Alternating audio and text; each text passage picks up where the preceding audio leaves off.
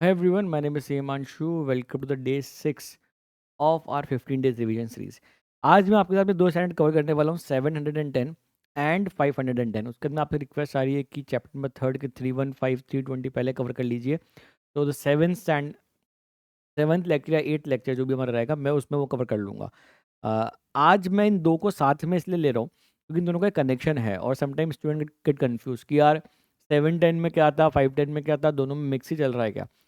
आज के बाद आपको वो डाउट नहीं रहेगा। सबसे पहले बात करता हूँ कि ये 710 और 510 बेसिकली किसके बारे में बात करता है। देखो, ये बात करता है ओपनिंग बैलेंस के बारे में कि जब भी आपको नया क्लाइंट लोगे, that let's say mainly like new client कि previous year was not audited और previous year was audited by someone else, मतलब प्रेडेसेसर ऑडिटर। तो ओपनिंग बैलेंस को लेके आपकी क्या रेस्पॉन्सिबिलिटी वो ये बात करता है। 710 बात करता है कंपैरेटिव इंफॉर्मेशन के बारे में। देखो, है दोनों एक ही। वो जो कंपैरेटिव इन्फॉर्मेशन है वही ब्रॉड फॉरवर्ड होकर हमारे लिए ओपनिंग बैलेंस बनती है। पर यहाँ पे हम क्या करते हैं, उसको डील करते हैं ओपिनियन के पर्सपेक्टिव से। मेक सेंस क्या? यहाँ पे तुम क्यों डील कर रहे हो? यहाँ पे केस बना के तुमसे पूछता हूँ कि एक बंदे ने बोला, एक सीए उसने बोला कि यार मैंने लास्ट ईयर ऑडिट ही नहीं किया था, मुझे क्या मतलब लास्ट ईयर के नंबर से, तो मैं लास्ट ईयर के नंबर के बारे में कुछ बात नहीं करूंगा, ऐसा उसने बोला। तो फिर स्टैंडर्ड सेटर ने बोला कि तू ऐसा बोले उसके पहले मेरे पास आना, मेरी बात सुन, तू मेरी बात तो सुन पहले भाई। कि ये जो ओपनिंग बैलेंस होते हैं अल्टीमेटली ये हमें हेल्प करते हैं। हमारा करंट का बैलेंस कैसा होता है? ओपनिंग होता है, प्लस माइनस मूवमेंट होता है, फिर हमारा क्लोजिंग डिराइव होता है। अगर ओपनिंग में कोई मटेरियल मिसस्टेटमेंट हुआ जो तेरे करंट को इम्पैक्ट कर रहा होगा, तो तू ओपनिंग को नहीं देखेगा क्या? देखेगा ना, देखना ही पड़ेगा। तो ऐसा ही केस स्टडी बन के आएगा। एक ऑडिटर अपॉइंट किया था, वो बोलता है कि मुझे ओपनिंग से क्या मतलब है, यू हैव टू आंसर कि नहीं ओपनिंग से मतलब है। और तुम्हें किस तरीके से आंसर करना पड़ेगा? तुम्हें लिखना पड़ेगा कि 510 का ऑब्जेक्टिव क्या है। ये ऑब्जेक्टिव लिख देना, इसके बेसिस पे आंसर हो जाएगा। ओके, अब मैं आगे बढ़ता हूँ। कंपेरेटिव इन्फॉर्मेशन क्या होती है पहले वो क्लियर करते हैं। ये बहुत ही ट्रिकी स्टैंडर्ड है। ट्रिकी नहीं है, बहुत ही बच्चा standard. I don't know why people are not, people get confuse in that. आज के बाद ऐसा इशू नहीं होगा। 2027 में फॉर एग्जांपल तुम बैठे हो, इसका कंपेरेटिव इन्फॉर्मेशन क्या होगा? 2026। 2026 तुम क्यों देते हो सिंपल लैंग्वेज में अकाउंट के अंदर? अंडरस्टैंडेबिलिटी के लिए। 11 में पढ़ा था ना अंडरस्टैंडेबिलिटी का कंसेप्ट, कि 27 के साथ में 26 देंगे तो होगा। उस टाइम तुमको ये नहीं बताया कि 2026 को कितना देना है। 2026 इज इट लाइक जितना 2027 दे रहा है उतनी ही फुल इंफॉर्मेशन देगा, या 2027 के कॉन्टेक्स्ट में देगा? तुम्हें हमेशा अब तक ऐसा लगता था because it is for understandability 2027 will dictate the terms कि 2026 की क्या इन्फॉर्मेशन आनी चाहिए, because this is for comparability, this is for understandability. But जब तुम यहाँ पे आए तुम्हें पता पड़ा कि नहीं नहीं, यहाँ पे थोड़ा पंगा लगे। आपके पास कंपेरेटिव इन्फॉर्मेशन तो है, बट आपकी ओपिनियन देने की स्टाइल यहाँ पे दो तरह की होती है। एक, आप सिर्फ 2027 के बारे में ही बात करोगे रिपोर्ट में, और एक आप 2027 एज वेल एज 2026 दोनों के बारे में बात करते हो। देखो, स्टैंडर्ड सेटर एक साल नहीं बोलता है, standard setter always use the word prior periods. एक साल भी हो सकता है, एक साल और भी हो सकता है। तो हम do not use the word next year या previous year, always use the word prior periods, है ना? फंडामेंटल समझ में आया? ओपिनियन देने के लिए कंपेरेबिलिटी कंपेरेटिव इन्फॉर्मेशन के ऊपर दो तरह की अप्रोच है। पहली अप्रोच जहाँ पे आप सिर्फ करंट के बारे में बात करते हो, दूसरी अप्रोच जहाँ पे आप जो भी पीरियड रेफर कर रहे हो अपने फाइनेंशियल्स में उसके ऊपर ओपिनियन की बात करते हो। इसलिए दो फंडामेंटल बन जाते हैं, corresponding figure approach, comparative FS approach, comparative financial statement approach. पर मैं बात सुन, मुझे एक क्वेश्चन का आंसर देते दिमाग में ये बात समझ में आती है क्या? 2026 को तुम बेसिकली बोलते क्या हो? 2026 क्या है अपने लिए? कंपेरेटिव इंफॉर्मेशन है। क्या है? कंपेरेटिव इंफॉर्मेशन है। अब इस कंपेरेटिव इंफॉर्मेशन पे रिपोर्ट करने के लिए हमारे पास दो तरह की अप्रोच है। एक, corresponding figure approach, corresponding figure approach, और एक है comparative financial statement approach. People mix things. ये बोलते हैं कि ये तो कंपैरेटिव इंफॉर्मेशन है, यहाँ भी वर्ड कंपैरेटिव आ रहा है, दोनों में वर्ड कंपैरेटिव है, बट ये कंपैरेटिव इंफॉर्मेशन है, ये कंपैरेटिव फाइनेंशियल स्टेटमेंट अप्रोच का नाम है बेटा। अभी इस अप्रोच के अंदर you only speak about current period, here you speak about all the periods. समझ में आया क्या? हाँ, भी देखो इसको पढ़ता हूँ फिर वो बात करते हैं। Nature of comparative information, comparative information मतलब 2026 के बारे में बात कर रहा है। To be presented depend on the requirement of the applicable FRF.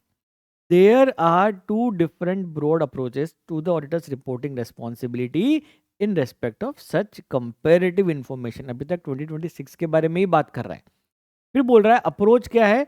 दो अप्रोच है कि सिर्फ करस्पॉन्डिंग मतलब करस्पॉन्डिंग फिगर अप्रोच, मतलब तू सिर्फ करंट ईयर के बारे में बात करेगा, करंट पीरियड के बारे में बात करेगा, पिछले पीरियड के बारे में कुछ नहीं बोलेगा। और एक कंपेरेटिव फाइनेंशियल स्टेटमेंट अप्रोच, जहां पे तू जो भी पीरियड कवर किया है तूने फाइनेंशियल्स के अंदर एज पर एफआरएफ, उन सब पे तू ऑडिट की रिपोर्ट देगा। The opinion refers to each period under the comparative FS, corresponding figure approach refers to the current period only. अब मैं तेरे को एक फंडामेंटल बोलता हूँ, इस फंडामेंटल को सुनना और हमेशा याद रखना, चाहे अप्रोच करस्पॉन्डिंग हो चाहे कंपेरेटिव हो, चाहे अप्रोच कोई सी भी हो। 2027 2026 अगर तूने पिछला साल ऑडिट नहीं किया है तो तू किसी भी अप्रोच के अंदर इसके बारे में रिपोर्ट नहीं करता है। सुनना मेरी बात को, अगर तूने लास्ट ईयर ऑडिट नहीं की थी तो कोई सी भी अप्रोच हो, चाहे कंपैरेटिव हो करस्पॉन्डिंग हो, मैं उस साल पे रिपोर्ट क्यों ही करूंगा? मैं रिपोर्ट उस पर नहीं करता हूं। सिचुएशंस आएगी जब मुझे इसके बारे में बात करने की जरूरत पड़ सकती है, बट अगर मैंने प्रीवियस ईयर ऑडिट नहीं किया है तो सिंपल याद रखो, अदर मैटर पैराग्राफ में ये इंफॉर्मेशन डाल देते हैं कि previous year was audited by predecessor auditor और उसकी रिपोर्ट किस दिन को इशू हुई थी और कौन सी टाइप की रिपोर्ट इशू करी थी। समझ में आई बात? अगर मान ले मैं कंपैरेटिव एफएस अप्रोच में जा रहा हूँ, कंपैरेटिव एफएस में लास्ट ईयर भी मैंने ऑडिट किया था, करंट ईयर भी मैंने ऑडिट किया है, इस साल जो रिपोर्ट जाएगी 2027 एंड 2026 दोनों पे जाएगी। अगर ये मैं करस्पॉन्डिंग फिगर अप्रोच में होता, करस्पॉन्डिंग में सिर्फ करंट के बारे में बात करता हूँ, तो मैंने अगर लास्ट ईयर ऑडिट किया भी होता ना तो भी मैं करंट ईयर में सिर्फ 2027 की ही बात करता हूँ। And that is the fundamental difference. यहाँ पे पता है क्या लिखता है ये, we have audited financial statement of period ending 31st March 27 and 31st March 26। अगर उसने प्रीवियस ईयर नहीं किया होता ना ऑडिट किसी भी अप्रोच में, भले इसमें कंपैरेटिव में, तो वो ये लाइन नहीं लिखता। क्यों लिखेगा जब उसने ऑडिट ही नहीं किया है ना? समझ रहा है क्या मेरी बात को? जब तूने ऑडिट ही नहीं किया तो क्यों लिखेगा? ये बात समझ में आ गई है क्या? बिल्कुल समझ में आई। क्या समझ में आया? चाहे कंपैरेटिव अप्रोच हो चाहे करस्पॉन्डिंग अप्रोच हो, लास्ट ईयर ऑडिट नहीं किया है, हम अदर मैटर पैराग्राफ डाल के हाईलाइट कर देते हैं उनको कि भाई हमने प्रीवियस ईयर ऑडिट नहीं किया था। इसका मतलब ये नहीं कि हमारी रिस्पॉन्सिबिलिटी खत्म हो गई ओपनिंग बैलेंस को लेके। ओपनिंग बैलेंस को लेके हमारी रिस्पॉन्सिबिलिटी है 510 में। समझ आ रही बात? आगे बढ़ू, आगे बढ़ते हैं। देखो, मैंने दोनों के अंदर जनरल कंपैरेटिव इन्फॉर्मेशन के ऊपर हम क्या प्रोसेस परफॉर्म करते हैं पहले वो बात करते हैं। 510 को बाद में छूंगा, पर एक बार 710 को टच करते हैं। आप देखते हो कि कंपैरेटिव इन्फॉर्मेशन जो है 2026 की जो इन्फॉर्मेशन है प्रीवियस ईयर के ऑडिटेड फाइनेंशियल स्टेटमेंट से टैली होती है। नंबर टैली हो गए, इस साल जो नंबर लेके आ रहे हैं वो लास्ट ईयर के ऑडिटेड फाइनेंशियल से मैच हो रहे हैं कि नहीं हो रहे, वो तुमने चेक कर लिया। फिर तुमने बोला कि जो अकाउंटिंग पॉलिसी है, अकाउंटिंग पॉलिसी जो कंपैरेटिव इन्फॉर्मेशन में रिफ्लेक्ट होती है, तुमने इस साल उसको कंसिस्टेंटली अप्लाई कर दिया। मतलब लास्ट ईयर जो अकाउंटिंग पॉलिसी लगाई थी वो भी तुमने इस साल लगा दी है। अब अकाउंटिंग पॉलिसी तो चेंज भी हो सकती है ना भैया, हो सकती है।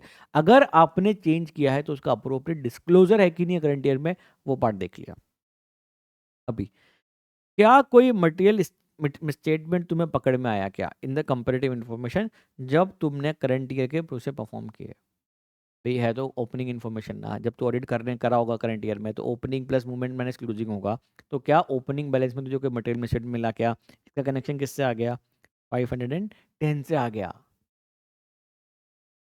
अगर तूने ही लास्ट ईयर ऑडिट किया था तो 560 के हिसाब से देख ले तो सब्सिक्वेंट इवेंट था क्या, एडजस्टिंग नॉन एडजस्टिंग इवेंट था क्या, तो वो तू देखेगा। अगर तुझे रिप्रेजेंटेशन लेनी है तो रिप्रेजेंटेशन किसकी लेगा, for all the periods covered in the opinion. अगर करस्पॉन्डिंग अप्रोच है तो करंट चला जाएगा, कंपेरेटिव अप्रोच है दोनों साल का रिप्रेजेंटेशन लिया जाएगा। और तुझे कोई करंट ईयर में कोई प्रायर पीरियड आइटम डाला है तो उसको लेके स्पेसिफिक रिप्रेजेंटेशन लेनी है। ये सिंपल प्रोसीजर है कंपेरेटिव इन्फॉर्मेशन को लेकर। देख प्रायर पीरियड आइटम में क्या है ना, ये किससे पर्टेन करता है, लास्ट ईयर से पर्टेन करता है। लास्ट ईयर मतलब क्या, कंपेरेटिव फाइनेंशियल इन्फॉर्मेशन है, तो उसको लेकर रिटर्न रिप्रेजेंटेशन लेना तो बनता ही बनता है। 580 की रिप्रेजेंटेशन तू क्लेरिफाई कर रहा है कि तू सारे पीरियड की लेगा जिसके बाद तूने ओपिनियन कवर करी है। अगर तू ही पिछले साल ऑडिटर था तो कंपेरेटिव इन्फॉर्मेशन तेरी थी, तो 560 के हिसाब से पहले इवैल्यूएशन कर लेना कि लास्ट ईयर का फाइनेंशियल बराबर था कि नहीं था। और बाकी 2 पॉइंट तो बहुत ही जेनेरिक है। तो ये 2 पॉइंट तो कुछ दिक्कत ही नहीं है, नंबर टैली होते हैं, अकाउंटिंग पॉलिसी बराबर से लगाई कि नहीं लगाई, और अगर उसको कुछ चेंज किया है तो डिस्क्लोज किया कि नहीं किया। कोई करंट ईयर के अंदर तुझे मटेरियल स्टेटमेंट मिला क्या ओपनिंग बैलेंस का, वही प्रोसेस तू देखता है। यहाँ पे सिंपल है 560 580 और specific representation for prior period items. चलो अब चलिए बात करते हैं कंपैरेटिव एफएस अप्रोच की। कंपैरेटिव बोले तो यहाँ दोनों सालों के बारे में रिपोर्ट करेंगे, दोनों सालों के बारे में रिपोर्ट करेंगे। अब देख पहली सिचुएशन, पहली बात, यहाँ पे जो इन्फॉर्मेशन है ना कंपेरेबल है।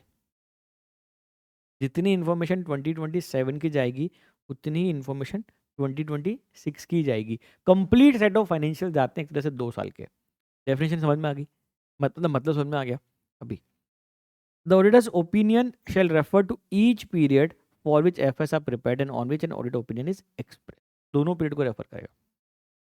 अब सिनेरियो नंबर 1 देख, तूने लास्ट ईयर 2027 ले ले, 2026 ले ले, तूने लास्ट ईयर ऑडिट की थी, तूने क्या यहाँ पे रिपोर्ट दे दी, क्लीन रिपोर्ट, लास्ट ईयर की कहानी थी। जब तू करंट ईयर में आया तो तुझे पता पड़ा कि यार ओपनिंग बैलेंस के अंदर भैया मिसस्टेटमेंट था, मतलब 2026 की जो ओपिनियन दी थी वो गलत ओपिनियन दे दी थी। 2026 की ओपिनियन जो दी थी वो गलत चली गई थी।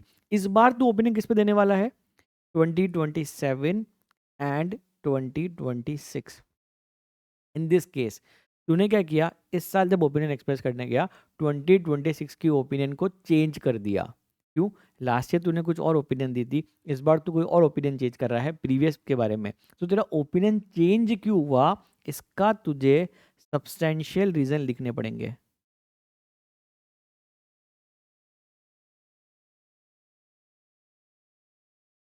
फिर मेरी बात को, last year you give an opinion financial statement true and fair example, और इस साल जब तूने आया ऑडिट करने वापस से, तो क्या करता है, जब तू इस साल you are going to give report for both the years, ऐसा होता है, तो आप 2027 पे भी काम करते हो और 2026 पे भी थोड़ा बहुत काम करना पड़ता है आपको।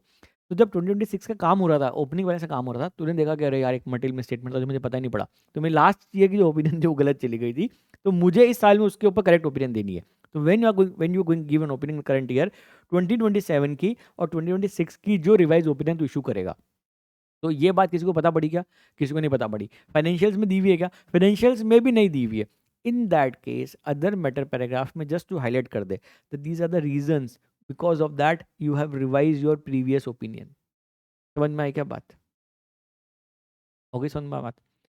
अब इस केस में ऑडिट किसने किया था, तूने ही किया था, तो अदर मैटर पैराग्राफ में लिखेगा कि लास्ट ईयर मैंने ऑडिट नहीं किया था, नहीं लिखूंगा, मैं क्यों लिखूंगा।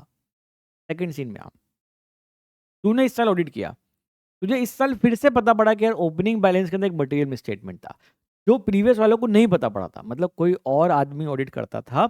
You have come for the first year, तो मान ले 2027 है, 2026 है, 2026 का ऑडिट किसने किया था, किसी और ने किया था। ओपिनियन किसने दी थी, किसी और ने दी थी। तू इस साल ओपिनियन देगा तो दोनों पे देगा क्या, नहीं ना। मैं तुम्हें क्लियर बोला कि जब मैंने लास्ट ईयर ऑडिट नहीं किया है तो मैं लास्ट ईयर के बारे में क्या करूंगा, 2027 में सिर्फ एक अदर मैटर पैराग्राफ डाल दूंगा कि 2026 was audited by someone else, और उसकी ये रिपोर्ट थी। इन दैट केस 2026 के बारे में, लेकिन क्योंकि ये कंपेरेटिव एफएस अप्रोच है, फाइनेंशियल स्टेटमेंट के मतलब रिक्वायरमेंट के हिसाब से दोनों सालों के बारे में ओपिनियन जानी चाहिए थी। अब 2026 क्या है, रॉन्ग ओपिनियन है, वहाँ पे क्या है, मटेरियल मिसस्टेटमेंट है। तू कुछ करेगा क्या इसके अंदर, तू कुछ क्यों करेगा, तू क्या बोलेगा, दोस्त चार्ज विद गवर्नेंस और मैनेजमेंट को जाके बोलेगा कि ओपनिंग बैलेंस में मिसस्टेटमेंट है, और ये दूसरे ऑडिटर जो है उसको इन्फॉर्म कर दो and gate A revise report. तो वो बंदा क्या करेगा, 2026 के ऊपर फिर से रिवाइज रिपोर्ट इशू कर देगा। इन that case you will report only on the current period. ये लाइन में तुमको मैं पढ़ा देता हूँ, देखो देखो, इफ ऑडिटर कंक्लूड कि मटेरियल मिसस्टेटमेंट एग्जिस्ट करता है that affects the prior paid financial statement on which predecessor auditor has previously reported without modification, कि वो करके निकल गया था। अब मैं करंट ईयर में 27 में बात 26 में बात करूंगा क्या? मैं क्यों बात करूंगा? मैंने ऑडिट ही नहीं की थी, जिसने ऑडिट करी थी वो बात करेगा। तो तुम क्या करो, कम्युनिकेट कर दो, किसको? मिसस्टेटमेंट्स को, मैनेजमेंट को, दो विद गवर्नेंस को, और उसको बोलो कि प्रेडेसेसर वाले को इन्फॉर्म कर दो तुम्हारी रिपोर्ट गलत है, तुम्हारी रिपोर्ट में मटेरियल मिसस्टेटमेंट था। If prior period financials are amended, client financials को अमेंड करके रिवाइज रिपोर्ट इशू करवाएगा, and the predecessor auditor agrees to issue a new auditor's report on the amended financial statement, auditor shall report only on the current period। यहाँ पे scene क्या हुआ, तुझे opening में गलती मिली, तूने मैनेजमेंट को बताया, मैनेजमेंट ने फाइनेंशियल अमेंड करके रिवाइज रिपोर्ट इशू करवा ली है। इन दैट केस तू सिर्फ करंट ईयर के बारे में बात करेगा और अदर मैटर पैराग्राफ डाल देगा कि previous year was audited by someone else. अभी प्रीवियस ईयर अगर ऑडिटेड ही नहीं था, एनीवेज अदर मैटर पैराग्राफ में डालना पड़ेगा previous year was not audited, that does not relieve us from our responsibility. Responsibility कम नहीं होगा, ओपनिंग बैलेंस में चेक करूंगा स्टिल, बट मैं अदर मैटर पैराग्राफ डालूंगा। Previous year was audited by predecessor auditor in that all the cases, कोई भी scenario जब मैंने पिछला साल ऑडिट किया ही नहीं तो मैं उसकी जिम्मेदारी क्यों लूँ एज सच, तो अदर मैटर पैराग्राफ में डाल दोगे कि भैया लास्ट ईयर किसी और ने ऑडिट किया था, क्या टाइप ऑफ रिपोर्ट इशू करी थी और डेट ऑफ रिपोर्ट क्या थी। अगर मॉडिफिकेशन था तो मॉडिफिकेशन का रीजन क्या था। अब मैं तुम्हें एक चीज समझाता हूँ, ये तो अदर मैटर पैराग्राफ चला गया, अदर मैटर पैराग्राफ चला गया। अब इस सिनेरियो में मेरे को तू ये सोच, मेरे को ये सोच के बता कि प्रीवियस ईयर के अंदर लेट से कोई मटेरियल मिसस्टेटमेंट था, तेरी ओपिनियन लेट से मॉडिफाइड थी पिछले वाले की, करंट ईयर में लेट से वो सॉल्व नहीं हुआ, तो क्या तू सर उस बारे में बात नहीं करेगा? तो तू उस बारे में बात तो करनी पड़ेगी। सुन मेरी बात को, लास्ट ईयर किसी ने भी ऑडिट किया हो, किसी ने भी ऑडिट किया हो, ओपनिंग लेट से वहाँ पे मॉडिफाइड ओपिनियन थी कि एक मैटर था जिसकी वजह से मॉडिफिकेशन थी, करंट ईयर में आ गया, वो मॉडिफिकेशन अभी तक सॉल्व नहीं हुई, तो तू क्या पिछले साल के बारे में रेफरेंस नहीं देगा? तो बोलेगा पिछला मैंने ऑडिट ही नहीं किया। अरे लेकिन वो मॉडिफिकेशन अनरिजॉल्व है, तेरा करंट ईयर का बैलेंस भी तो गलत है। In that case all the scenarios you will have to talk about previous year का अमाउंट। सुन मेरी बात, देखो ये क्लैरिटी आना चाहिए, कंफ्यूज नहीं होने का है। आईसीआई का सिनेरियो सबसे सिंपल क्या है कि प्रीवियस ईयर की ओपिनियन इनकरेक्ट थी, ओके, तूने ही ऑडिट किया था, ऑडिटेड बाय अस। कोई और इस कहानी में इंक्लूडेड है क्या? कोई और इस कहानी में इंक्लूडेड ही नहीं है। तू जब ओपिनियन देगा करंट ईयर की, 2027 की भी देगा, 2026 की रिवाइज वाली डाल देगा। इन दैट केस तूने जो रिवाइज किया इस बारे में तूने कहीं पे हाईलाइट किया, फाइनेंशियल्स में हाईलाइट हुआ? नहीं हाईलाइट हुआ। अदर मैटर पैराग्राफ में इस बात को हाईलाइट कर दे। समझ में आई? प्रीवियस ईयर की जो ओपिनियन है अगेन इनकरेक्ट है, और ये किसने किया था? Audited by different. तू किस पे रिपोर्ट करेगा? 2027 पे। पर क्योंकि ये कंपेरेटिव है, 2026 की रिपोर्ट भी जानी चाहिए, तो 2026 के लिए तू क्यों बोलेगा? तू नहीं बोलेगा ना, तू जाके बोलेगा मैनेजमेंट और टीसीडब्ल्यूजी को कि जाओ उस बंदे से रिपोर्ट करवा, अमेंड करवा के ले आओ और नई रिपोर्ट इशू करवा लो। इन दैट केस तू क्या करेगा? सिर्फ करंट ईयर के बारे में बात करेगा। In the real life scenario report पता है कैसे जाती है?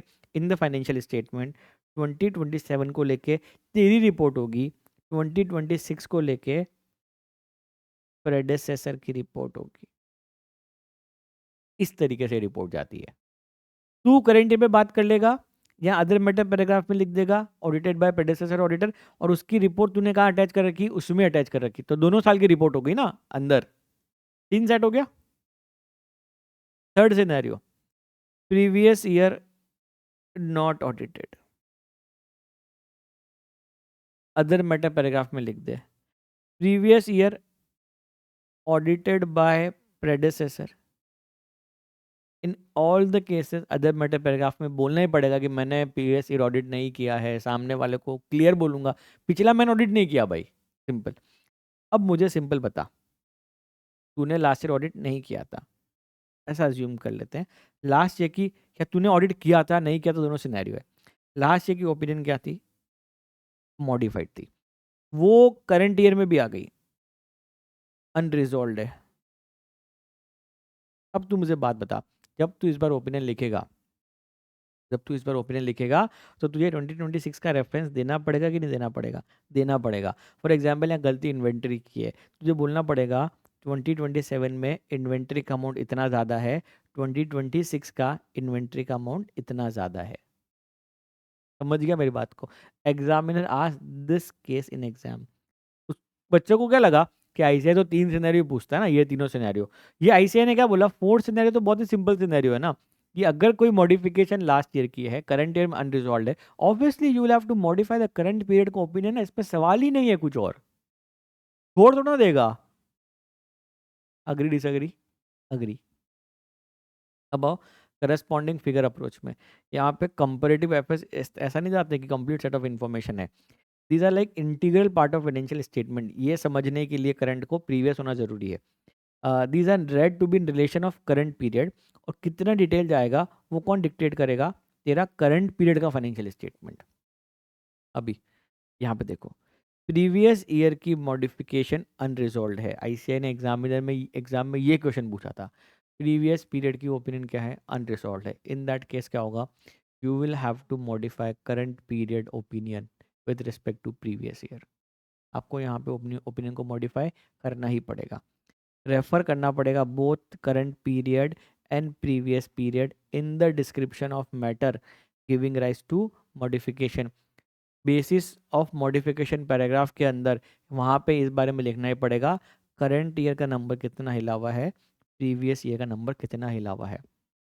तो बोलेगा भैया ये तो करस्पॉन्डिंग अप्रोच है। अरे करस्पॉन्डिंग फिगर अप्रोच का ही एक्सेप्शन है, क्योंकि लास्ट ईयर की कोई मॉडिफिकेशन है वो अनरिजॉल्व है, इसलिए मुझे प्रीवियस ईयर के बारे में भी यहाँ पे बात करनी पड़ जाएगी।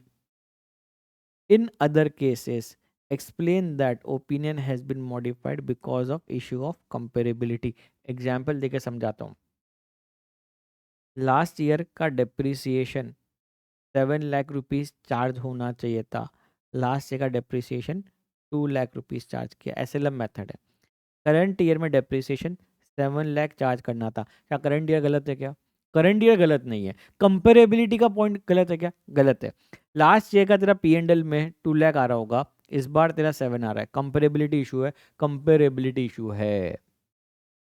ओपनिंग बैलेंस यहाँ पे हिला हुआ है क्या? यस, ओपनिंग बैलेंस हिला हुआ है। करंट ईयर का 7 सही है क्या? करंट ईयर तो सही है, बट यहाँ पे इशू किसका है? कंपेरेबिलिटी का।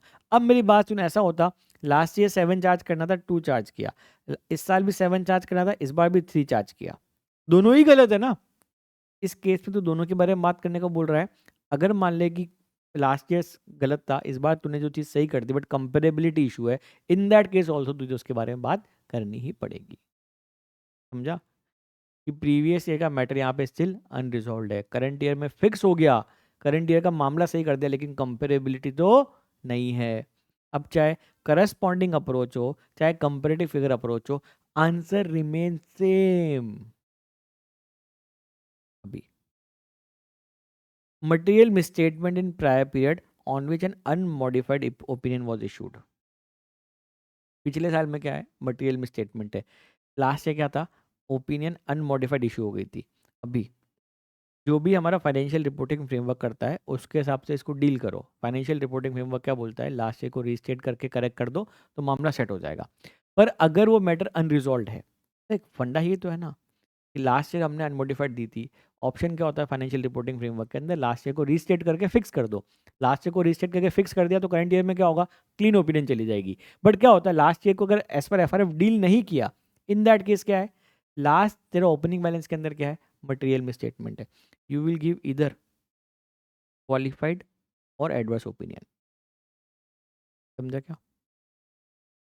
और अगर क्वालिफाइड और एडवर्स ना, कंफर्म करता हूँ मुझे एक जगह।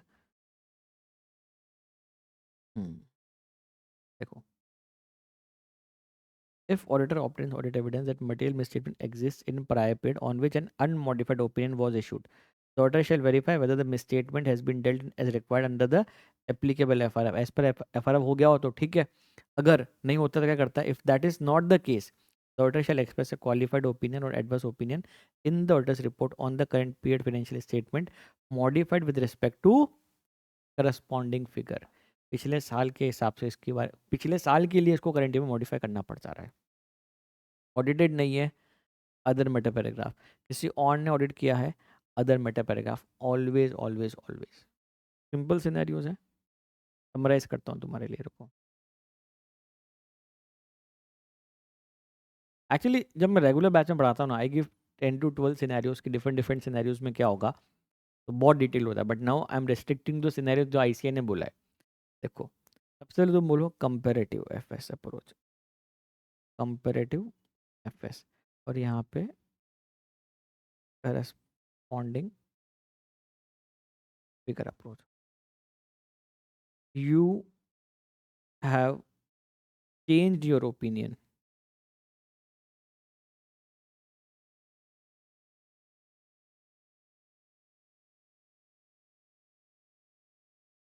on prior period. You have changed your opinion on prior period. इस साल तुझे क्या करना है, जो चेंज किया है ना उसको अदर मेटा पैराग्राफ में लिख दे और वहां लिख के what are the substantial reason for the change. Second scenario, incorrect opinion, same just like above, but you didn't audit it. मामला सिंपल है, तू 2027 पे रिपोर्ट करेगा, अदर मेटा पैराग्राफ तो देगा ही देगा. उसके साथ में जाके तुझे कम्युनिकेट करना पड़ेगा. इसको TCWG को या फिर मैनेजमेंट को कि प्रेडेसेसर ऑर्डर के पास जाओ, फाइनेंशियल्स को अमेंड करो और रिवाइज रिपोर्ट इशू करा लो. इन दैट केस तू सिर्फ करंट के बारे में बात करेगा. थोड़ा सा टेक्निकलिटी को आगे लेके जाओ. अब ऐसा मान लिया सिनेरियो ऐसा हो जाता कि वो फाइनेंशियल अमेंड नहीं हुए और साल में अभी भी गलती है. इन दैट केस तू क्या करेगा? तू बोलेगा last year have a misstatement. तो इन दैट केस अब मुझे उसके बारे में बात करनी पड़ेगी क्योंकि लास्ट ईयर गलत है और वो अमेंड नहीं हो रहा है और फाइनेंशियल्स के अंदर वो रिपोर्ट गलत है. तो तू इस केस में 2026 वाली बात के ऊपर मॉडिफिकेशन देगा. तो 2027 को मॉडिफाई करेगा विथ रेस्पेक्ट टू 2026. समझा क्या? हाँ, मतलब ओपनिंग में तेरे क्या आ गया, यहाँ पे मिसस्टेटमेंट आ गया. तो इन दैट केस 2027 में अदर मैटर पैराग्राफ डालेगा और 2027 के अंदर 2026 के बारे में बात करेगा कि यार वो modified our opinion with respect to this matter. Last का ओपनिंग बैलेंस था. तो मैं एक बार के लिए यहाँ से वापस हटा देता हूँ. यहाँ पे वही है, नॉट ऑडिटेड और ऑडिटेड बाय प्रेडेसेसर.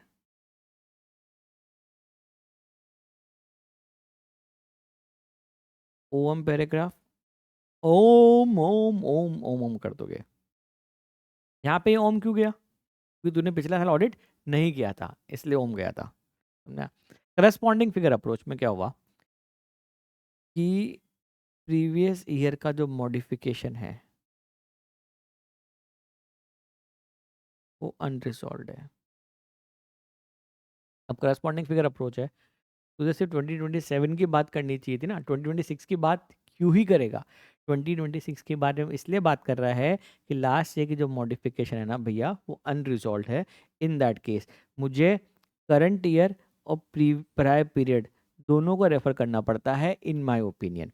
प्लस मैं अगर कंपेरेबिलिटी इशू है तो उस केस के अंदर भी मुझे इसको मॉडिफाई करना पड़ेगा. और मुझे इसलिए दो मैं करस्पॉन्डिंग में हूँ, यहाँ पे 2026 के बारे में बात हो ही जाएगी.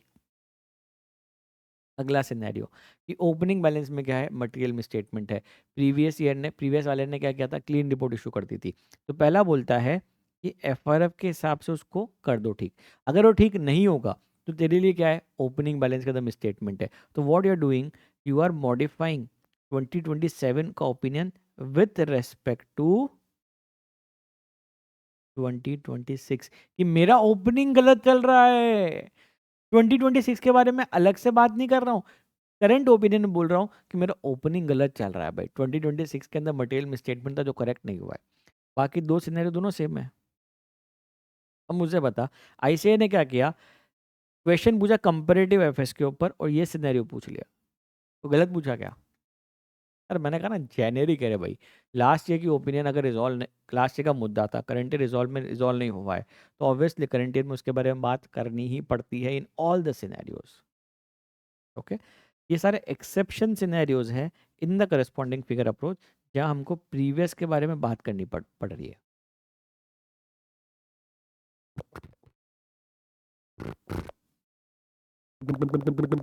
नहीं हुआ, समझ में आया कि नहीं आया? बिल्कुल क्लियर है, क्लियर है कि नहीं है, क्लियर है कि क्लियर है, क्लियर है कि नहीं है? चल क्लियर तो मुझे बता, कंपैरेटिव में तू दोनों सालों के बारे में बात करता है कि एक साल के बारे में? या दोनों साल के बारे में बात करता हूँ। अगर तूने पिछला ऑडिट नहीं किया है तो मैं उस बारे में क्यों बात करूंगा? उस बारे में क्या करूंगा? अदर मैटर पर रेगफ डालूंगा, सिंपल। करस्पॉन्डिंग के अंदर तू किस बारे में बात करता है?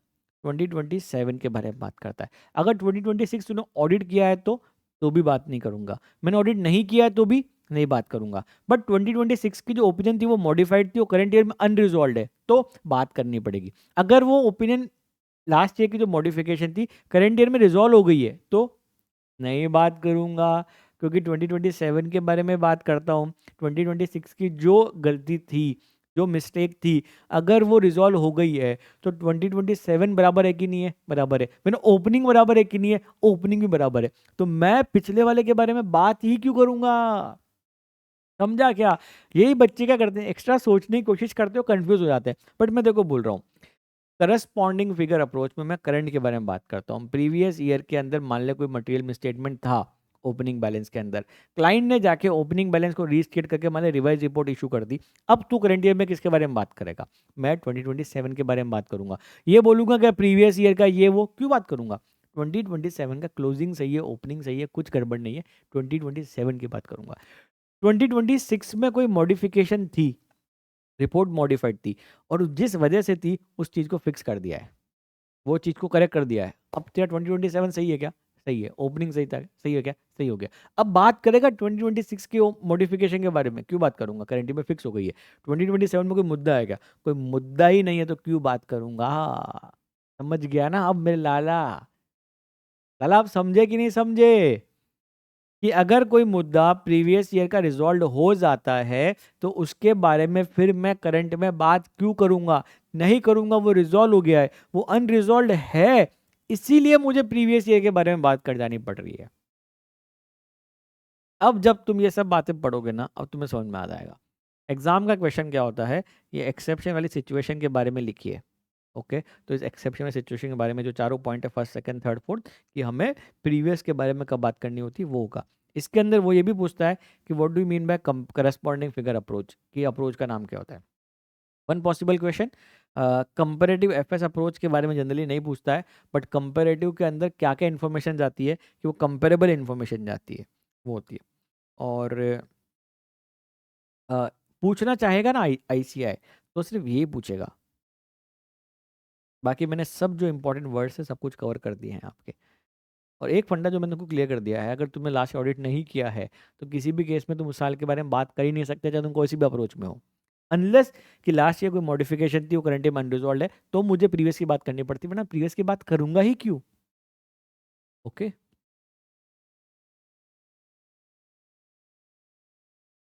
चलो, दैट कंक्लूड्स ऐसे 710। सब कुछ बराबर चल रहा है? कन्फ्यूजन है? कोई कन्फ्यूजन नहीं है। 510 में आएंगे क्या? 510 क्या है? Initial audit engagement opening balance क्या है? Initial audit engagement opening balance, इसका ये बहुत इंपॉर्टेंट है ऑब्जेक्टिव, क्योंकि केस सबसे पहले क्या बनेगा कि you are appointed as auditor for the first time. Okay, और वो बोल रहा है कि you don't have any responsibility with regard to the closing balance और ओपनिंग बैलेंस, बिकॉज तू अपॉइंट इस साल हुआ ना, तू ओपनिंग बैलेंस के बारे में क्यों बात करेगा? इन दैट केस या क्लाइंट देखो बोल रहा है कि देखो ओपनिंग से लेना देना, you will have to come and quote this objective कि as per 510 with respect to opening balance का जो स्टैंडर्ड है, ओपनिंग बैलेंस कंटेन हमें एविडेंस लेने होते हैं कि ओपनिंग बैलेंस में कोई मिसस्टेटमेंट है क्या जो करंट पीरियड के फाइनेंशियल्स को इम्पैक्ट करता हो, और अप्रोप्रिएट अकाउंटिंग पॉलिसी अब रिफ्लेक्ट हुई है कि नहीं हुई है ओपनिंग बैलेंस, मतलब ओपनिंग बैलेंस के अंदर अप्रोप्रिएट अकाउंटिंग पॉलिसी लगाई कि नहीं लगाई, और वो सेम चीज़ को आपने कंसिस्टेंटली करंट करंट में लगाई कि नहीं लगाई, और कोई भी चेंज है तो उसको प्रेजेंट और डिस्क्लोज किया कि नहीं किया एज पर एफआरएफ। देखो ये सेम चीज़ यहाँ पे भी लिखी हुई है, first point, second point. Drafting का तरीका अलग है, हल्का सा, फंडा सेम है।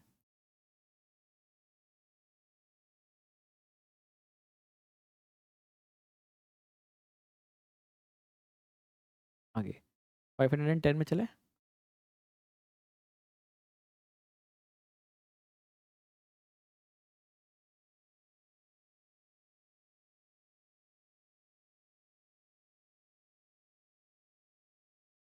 ओके 500 501 505 510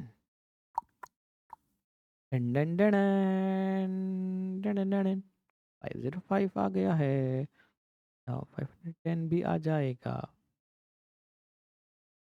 ओके ओके, इसके पहले मुझे तुम्हें एक चीज़ बोलना भूल गया, मैंने तुमको समझा दिया था कि इनिशियल ऑडिट एंगेजमेंट क्या होता है। पिछले साल ऑडिट नहीं है, ऑडिट किया था किसी और ने, ऑडिट किया था। ओपनिंग बैलेंस के अंदर तुम्हारे पास अमाउंट्स भी आते हैं, प्लस डिस्क्लोजर्स भी आते हैं, प्लस वो नोट्स भी आते हैं, matters requiring disclosure that existed at the beginning of the period such as contingencies and commitment, कि आपकी ओपनिंग में कितनी contingent liability थी एंड ऑल दैट, वो पार्ट भी आता है। हमारा ऑब्जेक्टिव है, इसलिए हमें इसके बारे में एविडेंस लेना है, no one can skip that. What are the normal procedures that we do for the opening balance, again यहाँ पे आके लिखते हैं। देखो सबसे पहले आप देखते हो कि बैलेंस ब्रॉड फॉरवर्ड हुए कि नहीं हुए। यहाँ पे आपने क्या किया था, ऑडिटेड फाइनेंशियल से टैली हो रहे कि नहीं हो रहे। यहाँ पे आप एक्चुअली क्या है कि वहाँ तो फाइनेंशियल में तुम मैच कर रहे हो ना, यहाँ पे तुम क्या कर रहे हो, तुम्हारे ट्रायल बैलेंस में ओपनिंग नंबर आएगा, तो ये opening balance correctly brought forward हुआ कि नहीं हुआ, तो देखो वो देखना है। एट अकाउंट लेवल चेक करते हैं ट्रायल बैलेंस में कि ये ओपनिंग जो लास्ट ईयर इस साल आ रहे हैं, लास्ट ईयर का फाइनेंशियल उठा, लास्ट ईयर के क्लोजिंग में भी इतने ही थे क्या, मैच हो गया। फिर हम बोलते हैं कि opening balance reflect the appropriate accounting policy, कुछ चेंज है क्या, तो चेंज कंसिस्टेंटली अप्लाई किया क्या, और कुछ चेंज है तो क्या करेंगे, डिस्क्लोज किया कि नहीं किया। ओके आ गया। फिर ये कुछ प्रोसीजर हम परफॉर्म कर सकते हैं। अगर लास्ट ईयर ऑडिटेड है तो क्या करेगा, ऑडिटेड फाइनेंशियल्स की कॉपी ले लेगा। तूने इस साल में जो प्रोसेस परफॉर्म किए करंट ईयर में, क्या वहाँ से कोई एविडेंस मिलता है वो देख लेगा। और मैं स्पेसिफिक ऑडिट प्रोसीजर्स भी परफॉर्म करता हूँ, इन्वेंट्री को लेके कर सकता हूँ, डेटर्स को लेके कर सकता हूँ, लाइबिलिटी को लेके कर सकता हूँ, कट ऑफ कर सकता हूँ। कोई स्पेसिफिक मान लो इंपॉर्टेंट होते हैं ना, ये एरिया इंपॉर्टेंट है तो उसको लेके हम स्पेसिफिक प्रोसेस भी परफॉर्म कर सकते हैं। क्लियर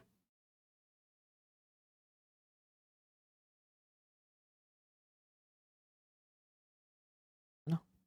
अब मेजोरिटी ऑफ पार्ट में आपका यहीं से कवर करने वाला हूँ। देखो ये मैंने कवर कर लिया, ये मैंने कवर कर लिया, ये तीनों स्पेसिफिक बातें मैंने कवर कर ली।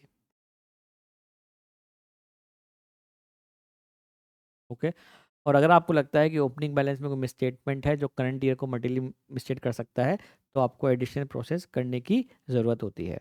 अभी कितना काम करोगे ओपनिंग बैलेंस के ऊपर, ये किस पे डिपेंड करेगा। तो देख सबसे पहले मेरे को ये तुम्हें याद ही नहीं रहेगा एग्जाम के अंदर कि तू सोचने जाएगा, तो सबसे पहले डिपेंड करता है अकाउंटिंग पॉलिसी के ऊपर, what kind of accounting policies that you have.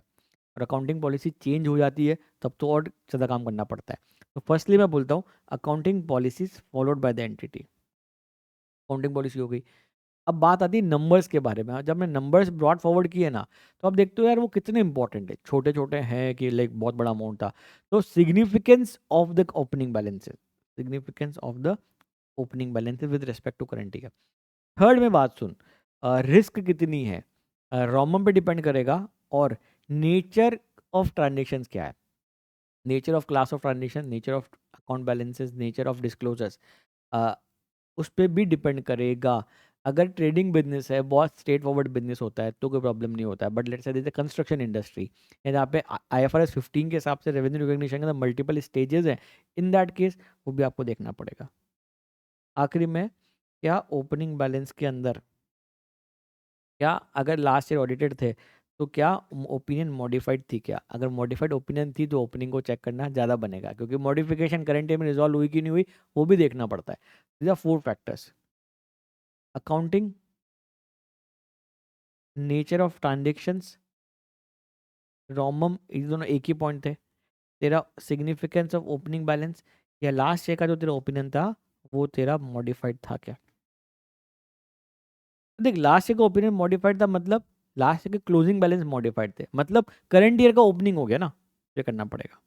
Last year के क्लोजिंग ओपनिंग बनते हैं तो कितने इंपॉर्टेंट थे वो देख लिया, वो किस टाइप ऑफ ट्रांजेक्शन से क्या रिस्क है वो देख लिया, अकाउंटिंग पॉलिसीज क्या फॉलो करती है एंटिटी उसके ऊपर भी देख लिया। अगर पिछले फाइनेंशियल्स किसी और ने ऑडिट किए थे, it does not relieve you from your responsibility, generally हम रिलायंस प्लेस कर सकते हैं। Ordinarily the auditor can place reliance on the opening balance, on the opening balance, except when during the performance of audit procedure the current period the possibility of misstatement in the opening balance is indicated. Now mark this question is very important, क्योंकि ये क्या कर रहा है, बाकी standard का क्या काम, जेनरिक जेनरिक है, ये क्या बोल रहा है स्पेसिफिकली, तुम करंट एसेट करंट लाइबिलिटी के लिए क्या ओपनिंग कर सकते हो, तुम long term asset long term liability के लिए क्या कर सकते हो। इसमें स्पेशल इंपॉर्टेंस है इन्वेंट्री का, इन्वेंट्री का। देखो, डेटर्स और क्रेडिटर्स में तुम कैसे पता कर सकते हो, तुम सब्सिक्वेंट पीरियड के रिसिप्ट और सब्सिक्वेंट पीरियड में पेमेंट चेक कर सकते हो। For example you started the audit from April 2026 to March 2027, तो यहाँ जो 31 मार्च के बैलेंस थे उन लोगों का या तो पैसा आया होगा या मैंने पैसा पे किया होगा, ऐसा करके मैं पता कर सकता हूँ कि बैलेंस एग्जिस्ट करते थे कि नहीं करते थे, कंप्लीटनेस थे कि नहीं थी। Collection of opening account receivable during the current period will provide some evidence of their existence, rights and obligation, completeness and valuation at the beginning of the period. यहाँ कलेक्शन है और क्रेडिटर्स के लिए क्या है, पेमेंट हो गया। Inventory बहुत इंपॉर्टेंट है। इन्वेंट्री मुद्दा क्या है कि आप क्लोजिंग इन्वेंट्री का फिजिकल वेरिफिकेशन करते हो। पिछले साल की क्लोजिंग का तुमने किया क्या, तुमने पिछले साल की क्लोजिंग का नहीं किया, तो तुम उसके बारे में एविडेंस ले सकते हो क्या कि ओपनिंग बैलेंस सही है क्या। मैं नहीं पता ओपनिंग बैलेंस सही है कि नहीं है। अगर ओपनिंग बैलेंस गलत हुए तो तेरा क्या होता है, इस बार opening plus purchase minus sales closing, है ना, और तो फिर उसके हिसाब से प्रॉफिट निकालते हैं। बट अगर ओपनिंग गलत चल रहा होगा तो ये ओपनिंग गलत चल रहा होगा तो गड़बड़ हो जाएगी, इस साल का प्रॉफिट एंड लॉस गलत निकल जाएगा, ऐसा हो सकता है। तो तूने लास्ट ईयर का तो इन्वेंट्री वेरिफिकेशन नहीं किया, तो इस साल का करेगा, 2027 का करेगा। इस साल की परचेज भी तेरे पास है, इस साल की सेल्स भी तेरे पास है, क्या तू ओपनिंग बैलेंस निकाल सकता है ऐसा करके? निकाल सकता है, निकाल सकता है। Observing the current physical inventory count and reconciling it to the opening inventory count quantity. तू लास्ट ईयर की फाइल ले और क्लाइंट को बोल मुझे वैल्यूएशन का वर्किंग दे दो, इन्वेंट्री वैल्यूएशन में आप कैसे करते हो। तो लास्ट ईयर का इन्वेंट्री वैल्यूएशन चेक करने से पता पड़ जाएगा क्या कि हाँ ओपनिंग क्लोजिंग में जो वैल्यू ली थी वो वैल्यूएशन बराबर था कि नहीं था। Performing audit procedures on the valuation of the opening inventory item, कि क्या वो वैल्यूएशन बराबर कर रहे हैं कि नहीं कर रहे हैं। Performing audit procedures on gross profit and cut off. GP analysis कैसे होता है, सुन मेरी बात को यहाँ पे, ग्रॉस प्रॉफिट एनालिसिस कैसे होता है। हुँ? तुमने लास्ट ईयर का सेल्स लिया minus cost of goods sold लिया, तो तेरा यहाँ पे जीपी आ गया। अगेन तूने यहाँ का सेल्स लिया, यहाँ का कॉग्स लिया और यहाँ का तेरा जीपी आ गया। अब जनरली क्या होता है, ग्रॉस प्रॉफिट में इतना वेरिएशन नहीं आता है। सपोज हियर यू हैव 30% का जीपी और here you have let's say 40% या 50% का जीपी। ओके, तू चेक करेगा कि इतना इंक्रीज होने का रीजन क्या था। इज इट बिकॉज ओपनिंग गड़बड़ चल रहा था इसलिए ऐसा हुआ, ओपनिंग का कोई गड़बड़ था, यहाँ पे ओपनिंग में कुछ गड़बड़ था, इसकी वजह से जीपी रेशियो इतना हिल गया क्या। कोई बिजनेस के रीजन होंगे तो समझ में आएगा, अदरवाइज योर जीपी रेशियो मोर और लेस कंसिस्टेंट चलता है। अगर जीपी रेशियो सडनली एकदम से स्पाइक हो रहा है without any other business reason, इसका मतलब है कि लास्ट ईयर के क्लोजिंग में कुछ गड़बड़ है भैया। ओके, तो you do a GP analysis और cut off analysis. Cut off analysis में मतलब इस साल का ये 1 अप्रैल है, इस साल का 31 मार्च है, यहाँ के कुछ ट्रांजेक्शन चेक करेगा, यहाँ के कुछ ट्रांजेक्शन चेक करेगा और बोलेगा कि करेक्ट पीरियड में अकाउंट तो हुए कि नहीं हुए। अप्रैल में ऐसे कोई ट्रांजेक्शन तो नहीं है ना जो लास्ट ईयर के हैं, या फिर यहाँ पे ऐसे कोई ट्रांजेक्शन तो रिकॉर्ड नहीं हुए जो अप्रैल के थे। तो ये डू कट ऑफ एनालिसिस। तो इन्वेंट्री को मार्क कर लेना बहुत इंपॉर्टेंट है। 3 तरीका है, करंट ईयर का फिजिकल इन्वेंट्री काउंट करेंगे तो रिकंसाइल किससे कर लेंगे, ओपनिंग से कर लेंगे। तो फर्स्ट पार्ट बिल्कुल समझ में आ गया, आ गया। सेकंड, करंट ईयर, करंट से ऑडिटर से क्लाइंट के पास आके उससे मांगेंगे कि इन्वेंट्री का वैल्यूएशन चेक कर लो, ओपनिंग इन्वेंट्री का, वो पार्ट हो गया। थर्ड, मैं जीपी एनालिसिस कर सकता हूँ। फोर्थ, मैं इन्वेंट्री का कट ऑफ भी परफॉर्म कर सकता हूँ ओपनिंग वाले के ऊपर। ऐसा करके मैं कर सकता हूँ। अब non current and asset liability बिल्कुल ईजी है। प्रॉपर्टी प्लांट एंड इक्विपमेंट के अंदर तुम डॉक्यूमेंट्री एविडेंसेस देख सकते हो, अकाउंटिंग रिकॉर्ड चेक कर सकते हो। तुम इनफैक्ट कंफर्मेशन भी मंगा सकते हो, जैसे तुमने किसी बोरोइंग्स की है तो अगर बहुत बड़ी बोरोइंग है तो कंफर्मेशन लेटर मंगवा लो। Some evidence may be obtained by examining the accounting records and other information underlying the opening balance. In certain cases, auditor may be able to obtain some evidence regarding through confirmation with the third party. अब बिल्कुल बहुत ही simple सी बात है, opinion पे क्या impact पड़ेगा। अगर accounting policy appropriately लगाई है तो कोई प्रॉब्लम नहीं है, कोई चेंज है उसको डिस्क्लोज कर दिया कोई प्रॉब्लम नहीं है। पर अकाउंटिंग पॉलिसी को कंसिस्टेंटली अप्लाई नहीं किया और जो चेंज था उसको बराबर से डिस्क्लोज नहीं किया, तो ये एविडेंस मिले कि नहीं मिले, मुझे एविडेंस मिल गया ना, चेंज किया है डिस्क्लोज नहीं किया है, कंसिस्टेंटली अप्लाई नहीं किया, तो डिस्क्लेमर जाएगा क्या, डिस्क्लेमर नहीं जाएगा। Only option that you have a qualification और एडवर्स ओपिनियन। अगर तू ओपनिंग बैलेंस को लेके सफिशिएंट अप्रोप्रिएट ऑडिट एविडेंस नहीं ले पा रहा है और तुझे लगता है कि उसका इम्पैक्ट क्या होगा, ऑब्वियसली मटेरियल एंड परवेजिव भी होगा। इन that case you will go for, उसका इम्पैक्ट देखना पड़ेगा क्वालिफाइड और disclaimer of opinion. By default I can not assume कि वो मटेरियल एंड परवेजिव होगा। कोई लास्ट का बैलेंस ही बहुत कम था but I am not getting evidence for the opening balance, it will go for qualification. अगर इम्पैक्ट बड़ा होगा तो डिस्क्लेमर चला जाएगा। एडवर्स क्यों नहीं जाएगा, तुझे एविडेंस ही नहीं मिला। अगर तुझे पता पड़ गया ओपनिंग बैलेंस का मटेरियल में स्टेटमेंट है, then your opinion will be इधर क्वालिफाइड और इधर एडवर्स। अगर मटेरियल परवेजिव हुआ तो एडवर्स ओपिनियन देगा, इफ मटेरियल होगा तो क्वालिफाइड देगा। अगर तुमने मेरे से 705 नहीं पढ़ा है तो 705 जाके का पढ़ लीजिए। I have clearly defined there कि कब हमें क्वालिफाइड देनी होती है, कब हमें एडवर्स देनी होती है, कब हमें डिस्क्लेमर देनी होती है। ओके, यहाँ पे डिस्क्लेमर क्यों नहीं जा रहा है, अगर तुझे एविडेंस मिल गया है ना, कंसिस्टेंटली अप्लाई नहीं करी है या फिर उसको डिस्क्लोज नहीं किया है, you have got the evidence, only two option, qualified or adverse. You haven't got the evidence, qualified or disclaimer. तुझे एविडेंस मिल गया, ओपनिंग का मटेरियल में स्टेटमेंट है, क्वालिफाइड और एडवर्स। कुछ गलत तो नहीं बोला ना मैंने, एविडेंस नहीं मिलता है तो दो सिनेरियो है, क्वालिफिकेशन और डिस्क्लेमर। एविडेंस मिल गया है तो दो ऑप्शन है, क्वालिफाइड और एडवर्स। तो this conclude both the standards 710 और 510। 710 क्लियर है ना बिल्कुल। कब रिपोर्ट को मॉडिफाई करते हो, जब लास्ट ईयर की ओपिनियन मॉडिफाइड थी और वो मॉडिफिकेशन करंट ईयर में अनरिजॉल्व है। लास्ट ईयर की कोई में मटेरियल मिसस्टेटमेंट था और वो as per FRF current year में फिक्स नहीं हुआ है, in that case you will have to modify your current year opinion with respect to what previous period. Clear. तो ये दो ही केस तो है मॉडिफिकेशन के, बाकी केस क्या है, बाकी केस में मॉडिफिकेशन है ही नहीं। So there are only two cases when you are required to modify your opinion under 710. ठीक है, चल, आई will see you in the next class. तब तक के लिए गुड बाय, टेक केयर। ये शायद तुम्हें नोट्स चाहिए होंगे तो you WhatsApp on this number,